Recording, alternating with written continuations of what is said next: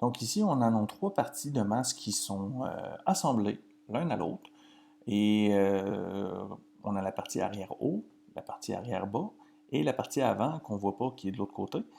Comme vous pouvez voir, sont toutes du côté de la finition. Tout ce qui est rough là, est caché du côté intérieur. On vient mettre la partie arrière bas en premier en dessous.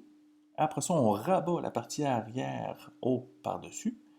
Et une fois que c'est rabattu, on vient rabattre le côté, puis qu'on peut épingler pour nous aider.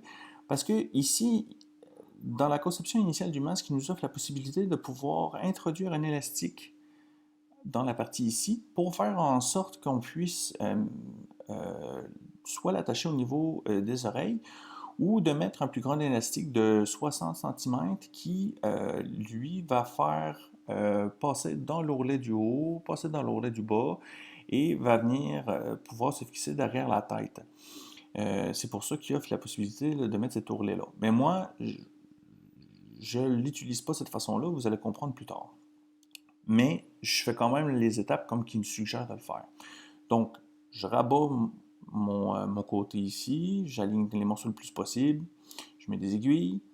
Ensuite de ça, je viens faire ma couture, une couture toujours simple, le plus près du bord possible, mais pas au niveau de l'ourlet, mais plus près de l'intérieur du masque.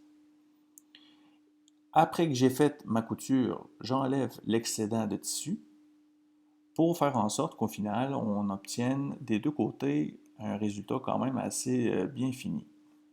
Donc, qu'est-ce que j'ai fait au niveau de cet ourlet ici? J'ai fait la même chose au niveau de l'autre ourlet. L'angle de la caméra laisse croire que c'est croche, mais c'est droit, là. Faites-vous-en pas, là, tout est droit. Donc, on a créé nos deux ourlets chaque côté avec possibilité où ce qu'on peut introduire un élastique si on veut venir l'attacher au niveau des oreilles. Mais moi, je vais vous montrer ma méthode. Donc, on va continuer.